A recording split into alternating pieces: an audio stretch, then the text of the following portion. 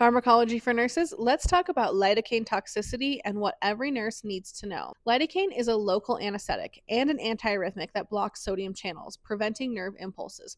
It's great for numbing procedures and treating ventricular arrhythmias, but too much can be dangerous. Let's break down why lidocaine toxicity happens, how to recognize it, and what to do about it. First, why does lidocaine toxicity occur? Well, lidocaine toxicity happens when too much lidocaine accumulates in the bloodstream, leading to neurological and cardiovascular toxicity. This can occur due to a couple different reasons. First is excessive dosing. Too much was given at once or repeated doses.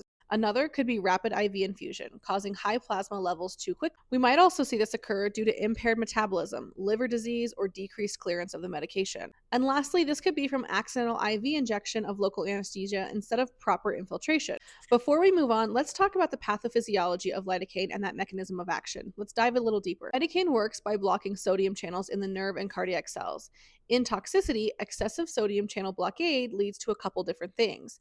The first one is neurotoxicity. This is due to the inhibited nerve conduction. And the second is cardiotoxicity. This is due to impaired electrical activity in the heart. Now that we know why it occurs, let's talk about what we need to look for, the signs and symptoms of lidocaine toxicity. Well, it starts in the CNS and then moves to cardiac. Lidocaine toxicity follows a progressive pattern, starting with neurological symptoms and then potentially progressing to cardiac arrest. Early symptoms in the CNS are going to be things like tingling, numbness, dizziness, tinnitus, which is ringing in the ears, a metallic taste, restlessness, confusion, muscle twitching, or even tremor. This will then eventually progress to more severe symptoms, which can be seizures. So we go from the central nervous system to seizures, altered mental status, which could then lead to coma. The seizures are due to excessive sodium blockade in the brain. Some late signs now involve the heart. We can then start getting cardiotoxicity, and this is life-threatening. What we'll see is hypotension, which is due to vasodilation and myocardial depression. We also see bradycardia from a heart block and ventricular arrhythmia. This will ultimately lead to cardiac arrest. Let's do a quick knowledge check. Why does lidocaine cause seizures first? Well, the brain is more sensitive to sodium channel blockade than the heart, so the central nervous system symptoms appear before cardiovascular collapse. So let's talk about treatment. What do you do when a patient has lidocaine toxicity? Well, for those mild symptoms, we want to stop the infusion immediately, support the airway, and apply oxygen if needed. In more severe cases of severe toxicity, seizures, and cardiotoxicity, we want to administer something called an intralipid, lipid emulsion therapy.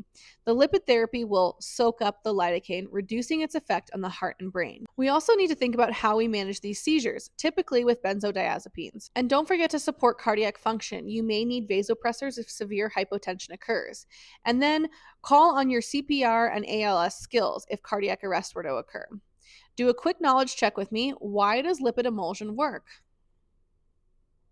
Well, lidocaine is lipophilic, fat soluble, so lipid therapy acts like a sink, absorbing excess drug and reducing its toxicity. Let's do a quick recap. First, we need to know safe doses. A max 3 to 5 milligrams per kilogram for local anesthesia.